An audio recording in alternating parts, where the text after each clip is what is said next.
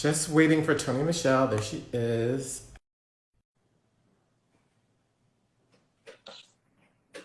Hey, Toni Michelle. How are Hey, you? how are you? I'm Good to good. My see you. earrings match your t-shirt. I was like, ooh, I should have grabbed some hoops, but you're wearing the hoops for me, so I'm let me wearing see the my little hoops. stud. I'm wearing the hoops for you. Come Wait, on. people think you're a stud with that haircut? You said what? Do people think you're a stud with that haircut? No.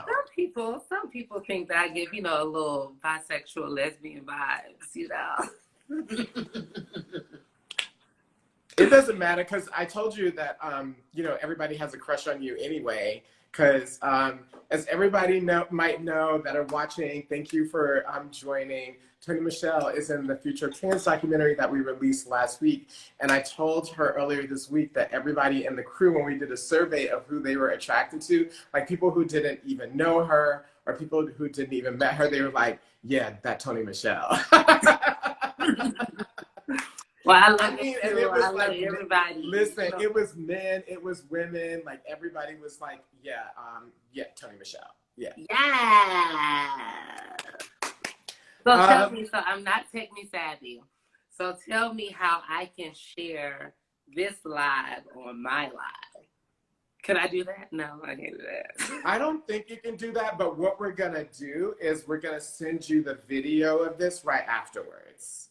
Come on. So y'all can post it, you can add it to your IG stories, like the whole thing. So that's what we'll do. You should be able to, since we're talking to you, I don't, but this is that. Maybe I can just do like this. Why don't you tell all your peeps to on the other social media to join you? Yeah. Yeah, why don't you do that? Yeah. Except for Twitter, you're not really on Twitter. I'm really not on anything. And I have to get better. I believe that there's so much power in being in the moment. And I believe that, whatever you're supposed to learn, it is right there for your eyes, your spirit, your body to witness. So I try to be present for God's miracles, okay? It's true. It's true. For God's miracles. Oh, somebody's giving me something. Nala said you can screen record with your iPhone. You can screen record with your iPhone as well. But I promise I'm gonna send you this, I trust you. I trust the process. So first of all, we all know, we can tell by this interaction as to why you people bring you in to train, because you automatically like to help to set the space and to tell us to be present. So I appreciate that. But first of all, happy Pride. And the reason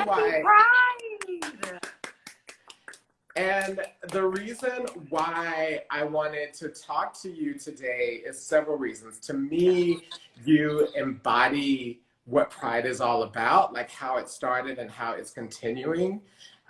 Because Pride began as a riot against police brutality led by trans and gender nonconforming and queer, Black and brown femmes. Yeah. And so and you continue that tradition by being the executive director of the Solutions Not Punishment Collaborative down in Atlanta, Georgia, which is committed to abolition. You've helped to close the jail. You're helping to figure out what to do with the jail. And you continue the fight for trans liberation and liberation for all of us by battling against the carceral state, right? And there's nothing more Pride than that. See, the light comes over me as I say that. There's nothing more Pride than that, right? That's Pride. That's what Pride is all about. Yeah. And so I'm wondering if you could tell us, we all know that right now that this is a moment, another moment, probably the third wave, right, since 2015 or so of Black Lives Matter, 2014. And in this wave, there is greater concentration on our issues, right? Trying to center Black women, Black trans women. There was the Black Trans Black Trans March. The first one was actually in Atlanta, right? Right in Midtown. Yes. And then after that, the amazing one here in New York City with people that we know, like Raquel and Ian and a whole bunch of other people that drew so many. So that's a part of it. But we also continue to have police brutality in the midst of all of this. A couple of weeks ago, Ahmaud Arbery was shot and killed by police in ATL. And Rayshard Brooks. I'm sorry, Rayshard Brooks. Oh my God. Yes, it's too many. It's okay. It's so many. It literally is so many. I'm sorry, Rayshard Brooks outside of Wendy's. Yes. And you were a part of the response. You decided to go out and protest. And before we talk about what happened, I'm wondering if you can tell us about your decision to protest while Black and trans, right? And there's so many complexities in that from, do we continue to show up for people who may or may not have shown up for us? Do we risk ourselves understanding that incarceration and dealing with police is a totally different experience for us? So I'm wondering if you can just talk about what happened and why you decided to hit the streets. Yeah, for a few reasons, right? Number one, I believe in righteous rage. I believe in, I believe that you have to scream, you have to burn some shit down, you have to be with your people in a moment of war, in a moment of war, spiritual war. We have to be with each other so that we can witness our transformation and our fight, right? Because those are the memories that then sit with us when we go back home. It's like it's the energy that like breathes for us to get up to fight the next time when we know that we've been supported, when we've seen somebody else's fight, right? And so I love being on the ground with my people and supporting like the transformation of like rage and confusion to silliness and joy through chants and coordination, you know, with different formations. I think that that is it's one of the most powerful experiences of protest and just community gathering. And so I love that shit. I always gotta have some of it. And so I went out there. The other piece is that I am the executive director of an organization that believes in abolition, that believes in community organizing and power building of Black people, right? And I have resources.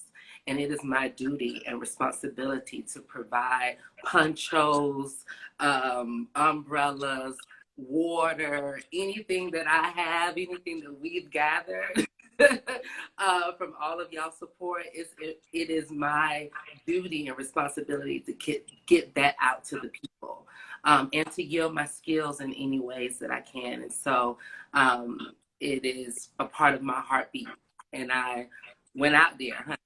And I love to see my people be lit as fuck, especially in Atlanta. You know, I was ready. I love to see my niggas. Well, first of all, when are Black people not lit in Atlanta? That's right. So, you know, you gotta go and support. You gotta go and support. So that's why I went out there. So you went out there. That's really interesting, right? Because a part of your personality is about actually bringing order, right? Because you said, I love the chaos and I love the transformation into joy. So that's actually, you like that process. Yeah. So can you talk about when you were out there? I actually saw part of the footage because when you were on Facebook Live, I actually watched a huge part of it when you were on. I was watching it live. People took to the interstate highway in Atlanta, the main one that goes through downtown I-85, to block the traffic to protest Rayshard Brooks. And you were there, and you were in the mix of the people on the front line doing that. And so can you talk about what happened that night and then what happened to lead you to be detained by the police and the ramifications of that. And before you answer, I just wanted to say hi to Nala, hi to Hope Giselle, and a person, Nina Simone, said that she was sending you love and that she'd love to see you out on the front lines all the time. So you're getting lots of love. Yes, I also wanted to give a shout out to Annalise Singh, and all of the girls too. Yeah. I love y'all so much. So talk to us about what happened that night when you went out there on I-85. Yeah, so I went out there with a group of other organizers in Atlanta, like Devin Barrington Ward, Jonathan Light, Max Boykin, and there were other organizations and members of Song Southerners on the Ground, and just a host of other Atlanta activists and organizers. Mm-hmm. There were also white folks. White folks was out there. A lot of white folks, yeah. A lot of white folks were out there. And so I entered on the expressway, and, you know, y'all ready for a story? Here it go. I had to give y'all a story. So I entered on the expressway, and it was really lit, right? So you had, like, it's Atlanta, so you had a few Jeeps. You had all these cars. You had Black people just sitting outside their cars, waving things. They were really excited to really be a part of change. And then you had the line of people who were blocking the expressway. And it was really, really chaotic. So, of course, my first thing is to check in with people, right? I want to, like, see who is leading anything, if anybody's leading anything. I want to check in with them, see if they need support. And I want to make sure everybody who is on the front line know that they're on the front line. How do people not know that the police were right in front of them? How do they not know they were on the front line? Sometimes you don't know what is the weight of what's happening. Okay. Sometimes you're just out there participating, you know. Okay. So you have like white people out there on the front line who are like, we're linking up because they're saying, put your body on the line. They're out there putting their body on the line. They don't know what's about to happen. They just doing it. They just getting ready. And then you got Black folks who just like, yes, my nigga, we just motherfucking stopped the expressway. So they looking on the other side of the expressway, and you know, it's just chaos, it's joy, it's all the things. But I noticed who was leading. She had an idea. I don't remember her name at the time, but she had the megaphone. And I saw a person from who works for the city of Atlanta, who is actually the programs director of our Reimagining the Atlanta City Detention Center program. Her name is Maria, and she was out on the front lines. I asked her, she saw me, she said, Toni Michelle. I was like, what's going on? She said, we don't know. And I looked at 3 other people and I said, y'all know what's going on? They said, we don't know. So I immediately told other organizers that folks didn't know what was going on. So there was an organizer who went, Jonathan Lights, to speak with and start negotiations with the Georgia State Patrol. And in that time, you know, we coordinated folks to link up in a certain way and actually kind of calm down to kind of focus and really, you know, just get into formation. And once we got folks into formation, I went to support Jonathan in speaking with the police. And we were talking with police. There were officers who were engaged in the conversation that we were having. They gave us direction and said that we had about 15 minutes before they would begin to arrest folks. And Jonathan went back to let folks know that in 15 minutes, things will shift. Mm-hmm. Right. And so I said, I stayed there present with police along with a few other guys. Particularly there were about 4 Black folks and about 3 white folks from the protest who were just around me. And then there were, if you go back to see the photo, there were police Black officers around and a few white officers.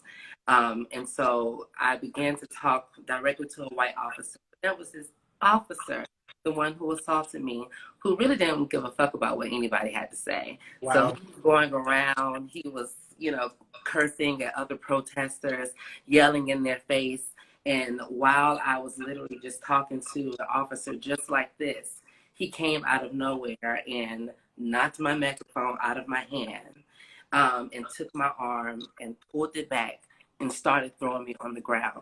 So I felt his hand and his knee and my back. And as I was going to the ground, it was like it was happening so fast. I remember just saying to him, "I'm all right." What? I just remember saying to him, I was like, "I'm all right." I just shook my head. I said, "I'm all right." And as soon as I said that, and he started pushing me down, what it felt like was that there was a pull, like someone was pulling him. And I believe that those were the other officers pulling him away from me. And then the black men that were standing there with me literally had grabbed me. They grabbed me from like his arms. And as the police officers pulled the patrol back, they pulled me forward and they ran me all the way back to the protest line. Wow. And I just remember just being so grateful and so nervous. I also remember going down and, like, funny story real quick. Two of my ancestors and my angels are Mary and Josephine. Those are my grandmas. And I named my titties after them. Okay? And so this is Josephine, honey. This is left right over here. Mary's right over here, honey. And as I was going down to the ground, I was just like, "Mama, I need you." That's all I remember saying. And I promise you, that brought me a little joy in the moment. But it felt like my ancestors just really had me. It felt like, you know, I didn't trust that the police would do what they did, which was pull their own folks back and away from me. And I didn't trust, you know, these black cis het men to come out of nowhere, right? And like pull me out of this situation and like really run me to my safety. I didn't expect that at all. And there was a moment that when I prayed to my titties, when I was honoring my ancestors, I knew, I was like, I may be harmed really bad after this. Yeah. I may be harmed,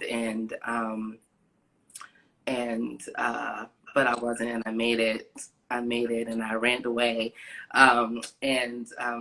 When I came back, it was so funny because the police officer who I was talking to, and we were just having a conversation, he started calling me back on the megaphone. He was like, "Where's the young lady who this just happened to? Where's the young lady that this just happened to?" So people were like yelling for me and was like, "Toni Michelle, they want to talk to you again. They want to talk to you again. They want to continue negotiating." And I went and I told him, I was like, "Did you see that?" He said, "Yes, I saw that, and I apologize." Oh, and wow. I was like, "Oh, okay, and what does that mean?" "I just want you to know that all of us aren't that bad." And I said, "But it is the power that you have to even do that to me. That means that you don't need a job, baby. You don't."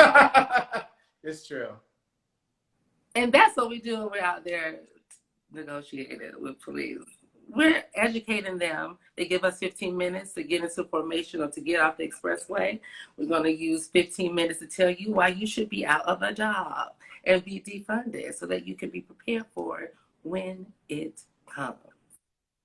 Yeah, it's really funny. So first of all, I didn't know anything about naming your titties until my 15-year-old cousins were like, "What did you name your titties?" I was like, "What?" Yes, you gotta name your They titties. named their titties. That's so weird. Well, one of them did and one of them hasn't. So that's just one thing. So So you don't, your titties are not named right now. Not yet. No. Girl. No, ma'am. What do you imagine them being? Who are your ancestors? Who do they make it? Just let me take you through an exercise. Are you ready? Are you ready? I'm ready. Okay, so go ahead and put your feet to the floor. Wait, what am I doing? I'm putting my feet where? Flat on the floor, scoot up to your chair. If you're at home, go ahead. You could do this as well. We're just going to center ourselves real quick. And we're going to feel for a name. We're going to feel for, go ahead and just soften your gaze and your eyes. Take some deep breaths. Drop into your body. Relax your beautiful lips. If a smile comes, let it come. Can I not smile at this moment? Go ahead and smile. Go ahead and smile. And then when you get a chance, just put your right hand on your right breast. Yes. Just say, hey, girl. Hey, girl. Put your left hand on your left breast. Shake them on, honey. And then just let them bounce. And say, told y'all I was going to bump like this. Told y'all I was going to bump like this.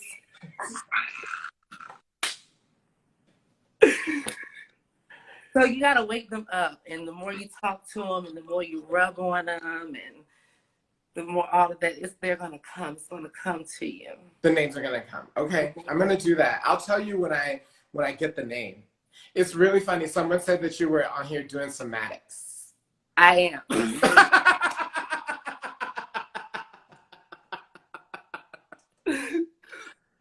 Oh my God. So speaking of somatics, which is one of the ways in which we release trauma, one of the things that you said on Facebook was that this event was like in a certain way really traumatizing for you, or shook you up in some ways, and that you had to take a week to process it. Yes. What was triggering about it for you, and why did it take you a week to process it? Because it seems as if in some respects, you feel really, really positive about what happened in terms of how Black men stepped up for you, the police separated, your ancestors came to you in that moment. So can you just talk about like what the impact for the past week has been? Like, what was that like? So all of those things are true. And I think that, one of the things that make me Toni Michelle is just my ability to, again, be present with God's miracle. And to allow, and to have grace for myself and to be able to extend grace to other folks. And so with that, I am amazed and just anointed to be alive, so that is where the joy comes. That's where the positivity comes. It's like I came out of that not arrested, no scratch on my knees from hitting the ground. Wow. No scratches, and not harmed. Wow. I still feel his hands on my wrist, right? And I still feel, the tug, from my chest and my back. From being pulled to this way and being pulled that way, I still feel, I still see blue lights, Wow. It's still in my body. And so that is what folks need time to process about and with, and to sit with, and to, familiarize yourself with, so that, again, you can learn how to have grace for it, and make space for it. And so that's what this week has been about. So whatever the energy was that like he put into you, you also feel that, right? Absolutely. Yeah. Like you said, trauma, it lives in our bodies. Yeah. It is, it takes away, you know, your breath patterns. It can silence you. It can, Yes. um, Yeah. and it can ail you. It can, bring harm to. It could bring stomach pains and cramps, and it can manifest into boils, and and it's stress, right? And so, again, when you're able to really give yourself a little time, and to be in your resilience, and time to, again, just make room for it and take care of it, like while it's live and happening, it serves you a little, it buys you a little more time. And so that's what I was doing. I was just buying myself a little more time, so that I can be in my joy and in my satisfaction of what happened. Right. Right. Right. That's right. That's right. I'm wondering, you've been doing this for a while. At one of the protests last week in front of the Atlanta City Hall, you actually sat on the steps because you're like, I'm going to sit on these steps because I've been standing on them since 2015. Yeah. Right? Like, period. You're like, I've done this a lot.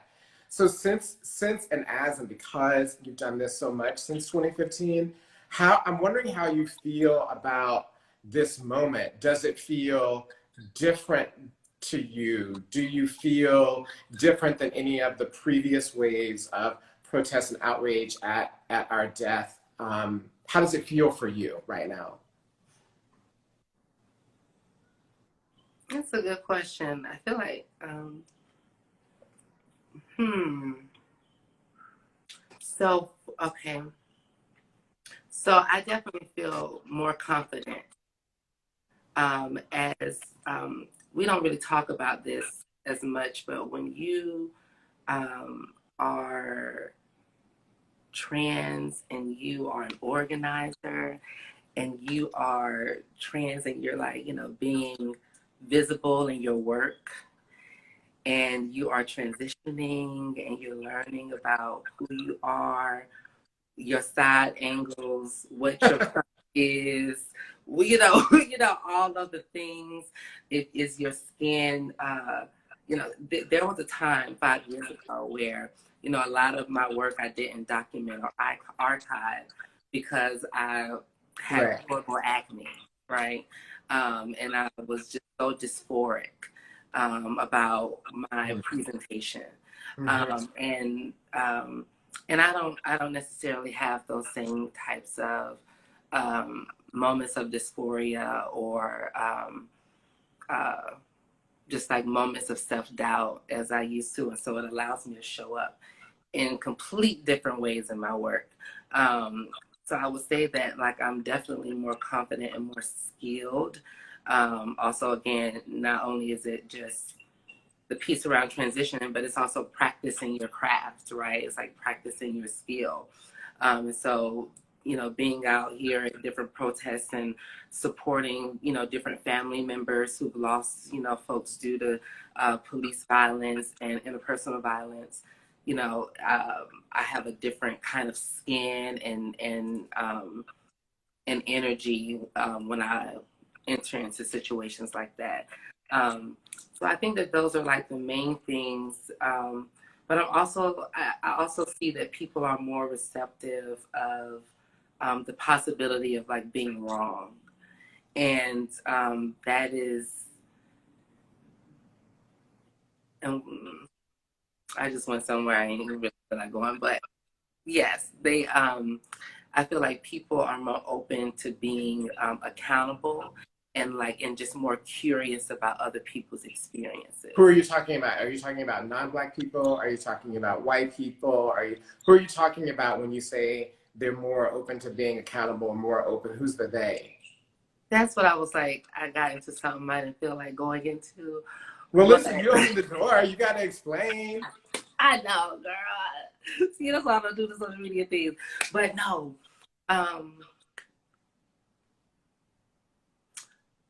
cis people, and particularly Black cis men, are open to listening and being led by Black trans women, you think? Oh, you're gonna get me cussed out on this screen, girl. All I'm doing is answering the questions that you're leading me to, Toni Michelle. I broke out into a sweat, honey. Why are you breaking out to a sweat? You haven't said anything controversial. You haven't said anything controversial. What you said that's controversial, Toni Michelle? You said what? What you said that's controversial, Toni Michelle? Nothing. I know, but you know, people do not believe that, honey. So, especially in a time where, girl, hold on, I got a fan. I'm having a hot flash. What is okay? So now, what is provoking this reaction when you haven't done anything? Like, what is the thing? What is the thing that you're not saying? Because there's what you're reacting to is not anything that you've actually said. What you are reacting to is what you're actually. Instagram Live. Don't meet me out on Instagram Live. What you are reacting to. You have me hold on to my titties and shake them and try to name them. So listen. I know, and then here I go sweating. Let me go slip. So then, like, what is it that what are you not saying? Because that's the thing. Yes. Okay, so I was supposed to do some homework that I didn't do for this call. And so I didn't do that homework. And so I feel like, damn, I can't really say this thing because I didn't take care of the thing before. Michelle. So, but let me tell you, I'm gonna tell you. Okay.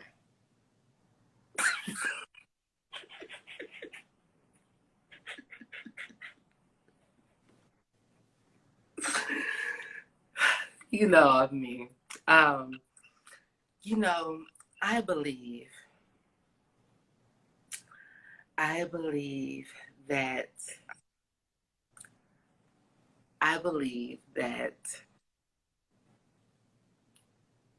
last week I was really blessed. And like I said in my video, you know, I know that folks like Iana Dior and TT Dangerfield,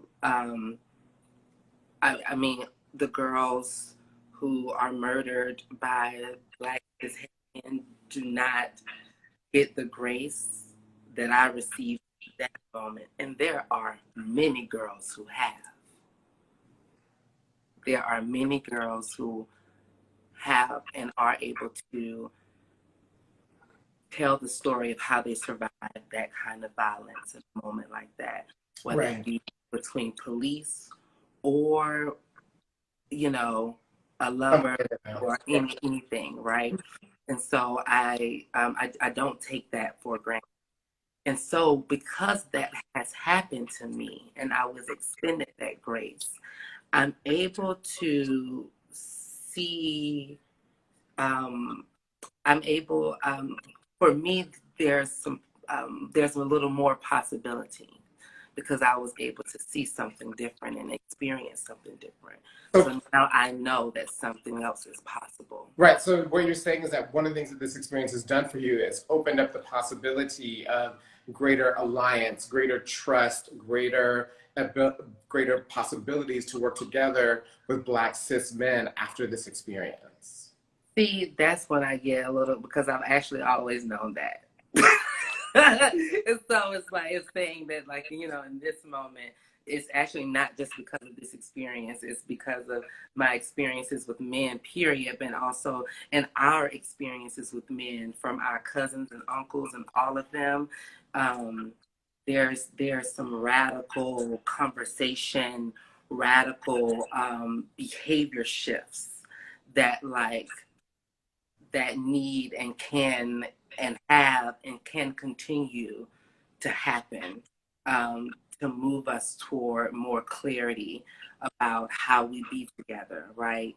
And I think that we have to, sometimes we have to, and so we're in a moment, I think, as Black folks, of like how we again extend grace to each other. And so I'm excited for how people experience that kind of grace in their life. Let me ask one person who just is in the feed asked a really good question that I'm going to repeat, and I don't know. It's Luliana, I guess would be your handle. So if I didn't say it right, forgive me. But she asked you, do you think that being passable plays into the way that other Black cis men interact with you and thus creates these possibilities for coming together? See, this is why I didn't want to say that, because I hate these conversations, but here we go. Absolutely.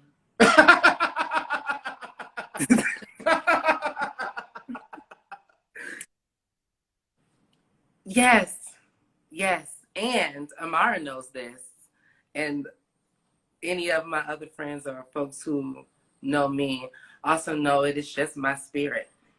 It is just my boundary and, really and my light that I have. And I've also had to become more comfortable with that and own that as well, so that I can yield it in the ways that I need to in order to survive, in order to pump through and get what I need, and get what we need, so it's definitely a combination. It's definitely a combination. And I don't think we talk about the whole self enough. Even as trans people, we get into these passability politics and we like go back and forth, but we don't talk about then how is our behavior? Are we shitty ass people? Are we, Are we what people? Say that again. Are we what people? I was like, not we as a whole, but Jesus, I hate these conversations. This is actually a really good conversation. Yes, thank you. But yeah, just some self accountability, right? Just like, are my relationships not the way that I desire them to be, or am I not satisfied in my relationships?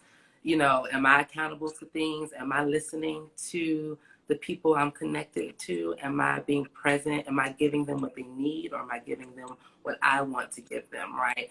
It's like, it's still an exchange of like the human experience, and it's not always about, passing and transness. That is a barrier. But we talk about trans women, whether you passable or not, who have those deeper intimate relationships with men in different ways. Like there's just more that comes with those kinds of relationships that we don't get to talk about. As Black trans women, we're often again, kind of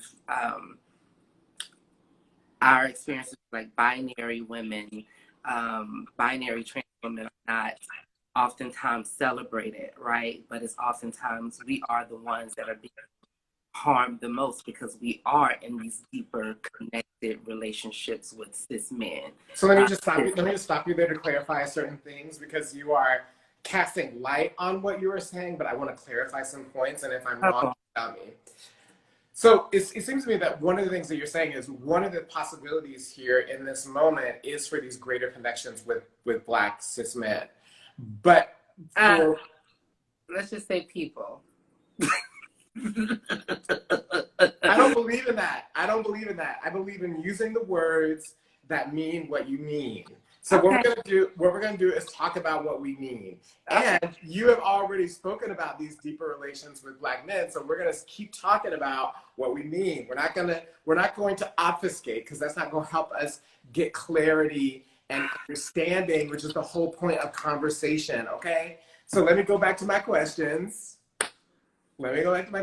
So the possibilities with Black cis men, but one of the things that you're saying are two things I heard. One, but oftentimes as Black trans women, maybe we don't give Black cis men a chance to show up differently, right? That there is a greater possibility for them to be different than we allow, understanding that our experiences may have shaped that, but that there still is the need to be present to what the other person is giving you, and it may be totally different than what you think a Black cis men can bring, and if you don't recognize that, you'll miss the opportunity to create shifts, right? Yes. Okay, that's one thing right? That's correct. That is very correct. And I wanted to add the caveat is that everything is not sexual. Well, we're not talking about sexual. We're talking about like trust. I know. Right. That's why I wanted to just say that. And we're talking, in this context, we're actually talking about trust in movement, because what you were talking about was the weight on the front line, facing the Georgia State Patrol, protesting the death of a Black man, the way that other Black men showed up for you, and the way that that's actually renewing or expanding your ideas of what's possible in terms of alliances with Black cis men, which I think it's an important conversation, right? It is. I know. It's an important conversation. It's an important conversation. So that's one thing. Yes, Candace, trust in the movement. So that's one thing, like creating trust in the movement and other Black cis men. The other thing that you said that I thought was interesting is that this is a point where you alluded to, and I want to unpack it a little bit more because I think it's really fascinating. Because one of the things is that you also have said is, one of the ways in which I have gotten insights from these men are actually having relationships with men, not the men in the movement. That's different. We're talking about like cis men, and you're talking about like, I have learned a lot. I've learned a lot from being with them in romantic partnerships and relationships, and some of those interactions with me has underscored that there are these possibilities that I'm talking about for this alliance, because I've seen it, I've lived it, I've loved it, right? Yeah. But the second thing that you said that I didn't quite understand is, but we sometimes bear something. You said something about bearing the brunt, or bearing the challenges of being with Black cis men, and I didn't quite understand that part. But I understood everything else you said. Well, let's leave it there. I love that. Okay. All right. That you don't. That's okay. You don't want to go there. But no, I don't know. I don't remember myself, honey. Okay. So let's keep it rolling. I mean, I think that's an interesting thing. So now I'm going to ask you, why are you so reticent to say that? Because you didn't say any. Because honestly, you didn't say anything that was controversial. I know. You actually just said some things that are based on your experience that, to me, whether or not those have been my experiences, when I hear you, I go, yeah, that makes sense. So why are you so reticent to say these things out loud? Because, it's not the popular thing to say in this moment. So what's the popular thing to say in this moment? We love, we want to, I'm petty and I'm funny and silly and all of that. So we want to hate people we want everybody to be the enemy so bad. We do. We really do. And like, honey, at this time, we don't have time. Baby, we have too much at stake. All of our lives. 100%. Shout out to Amara, lives at stake. Lives at stake. There's too much at stake. All of our lives are at stake. That's right. And I believe that we have to get really excited and silly and goofy about all of the possibilities and different ways that we can be in connection, baby. And so it's just an unpopular thing to say. What everyone, that was my homework. See, I knew I had to. So my homework assignment was to speak with someone who reshared the incident that happened and did not share the right story. Okay. And so I just think that right now, again, especially with the murders of so many girls, and yesterday there was a murder of a 17-year-old Black trans woman, I guess in that moment I felt like, how dare I, share with the world, kind of like, there was a little guilt and a little shame around surviving and around having a different experience and knowing. Yeah. But we're not going to make progress unless we have real conversations about where we are and what our experiences are. That's what creates illumination, right? That's what creates the ability to be able to wake up. right? That's what allows us to educate, right? The Greek word of education is actually to bring out of ignorance, right? And the only way that you do that is through conversation. And I don't think that you should ever shy away. You should not ever shy away from saying what you really think and feel, because I think for so many reasons, as we see tonight, whatever that is, we need to hear it, right? We need to hear what you have to say, right? Yeah. So, and it doesn't matter whether or not it's what other people want to hear, right? It's what people need to hear. That's not the same thing. Yeah. You know? I know that. I know that, girl. Thank you, girl. Thank you. Big And then, sister Amara, come in, honey. it's so funny. Other people are coming in and saying that, like, you know, thank you for speaking your truth.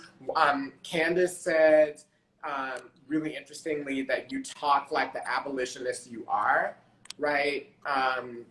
Which I think is really important, because, you know, sometimes we think that abolition is just the way that we want it to be, right? That is just for Black people. But someone actually posted the other day, they said, all of y'all thinking that these cops ought to go to jail while you're calling for abolition, that's not abolition, because we want abolition for everybody. The abolition is a culture, right? It's not about shifting power. I love that, because I think that is one of the conversations that we have to have as Black trans folks, in a time where we are experiencing so much violence, right? It's like, how do we call for abolition when there are men who continuously murder us, and it's really tough for us? You know, where do they go right now? You know, and so I know that is a real conversation that needs to be had. And I know that there are true feelings about it. And, you know, I believe in, you know, restorative justice. I believe in,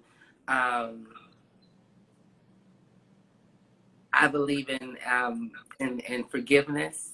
I believe in a good old healing process, baby. Oof, I love a good healing process. Whew, I just get chills thinking about mine. Hallelujah.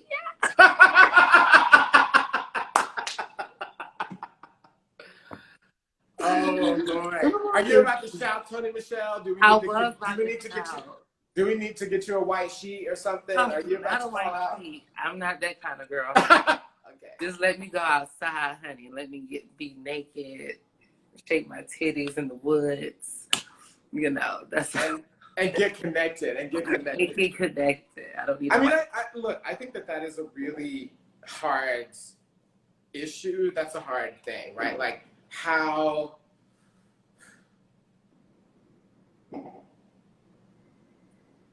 do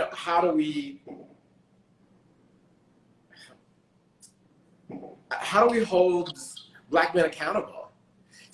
How do we hold Black men accountable, right? Because we do need them to be allies, one thing.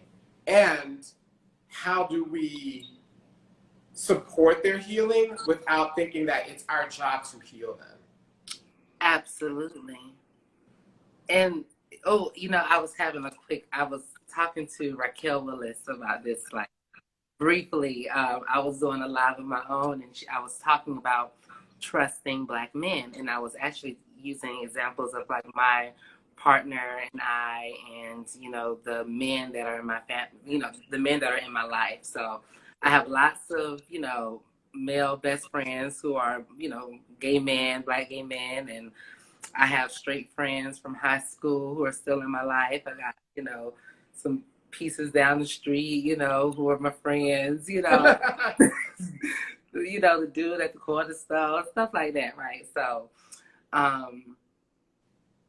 we were just talking about what does it mean for me, in particular, what does it mean for me to trust my friends to show up for me?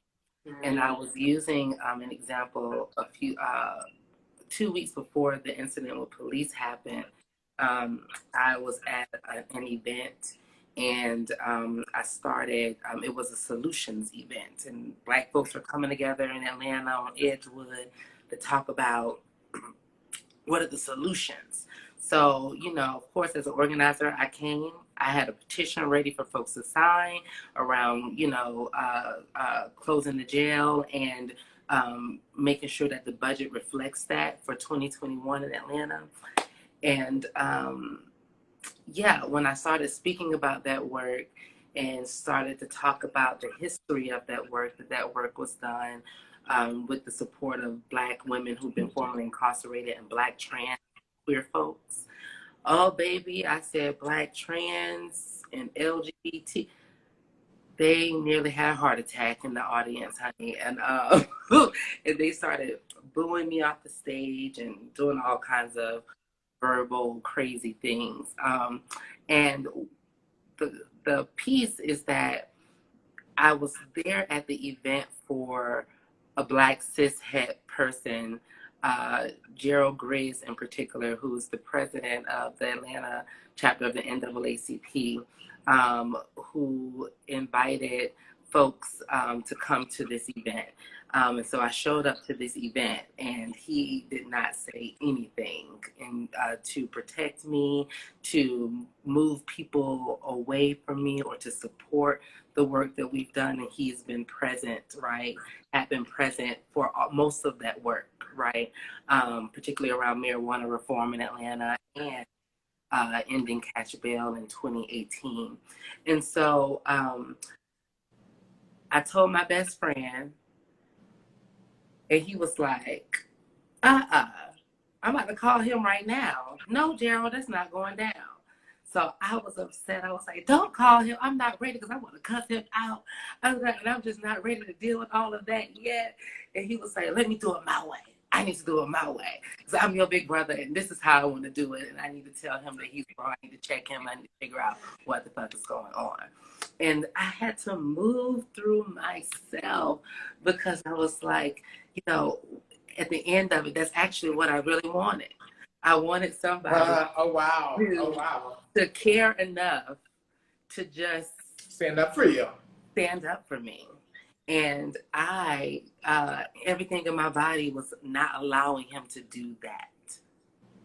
And so, again, what did it mean for me to take his role and responsibility of what he knows of how to be a brother or how to be a support or a friend to me?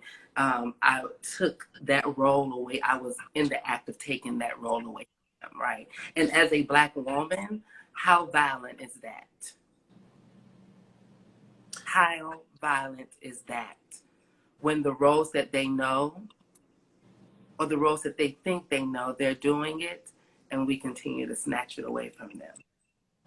And they snatch it away from themselves as well. Let's be clear.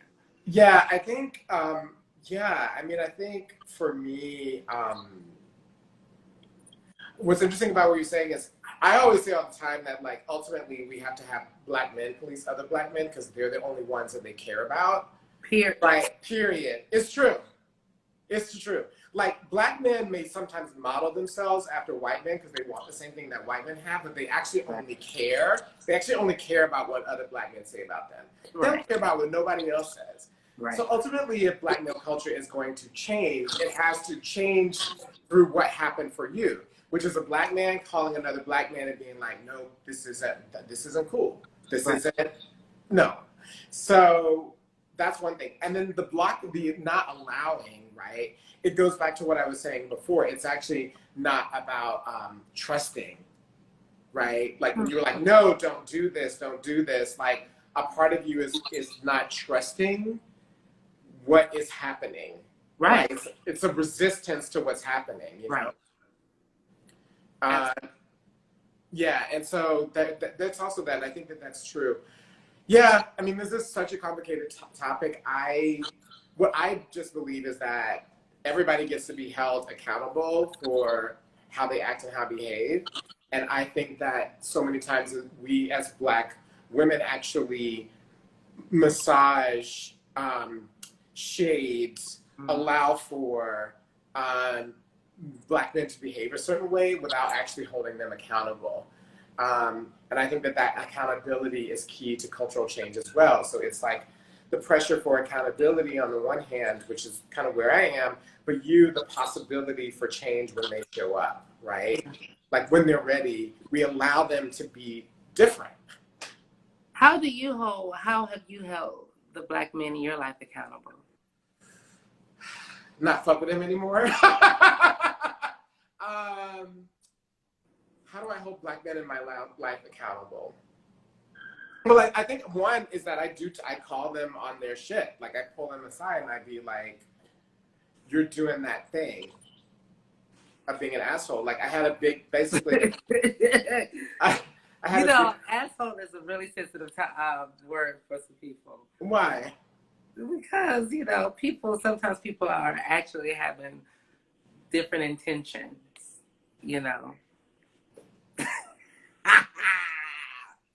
It's a trigger, I'm telling you.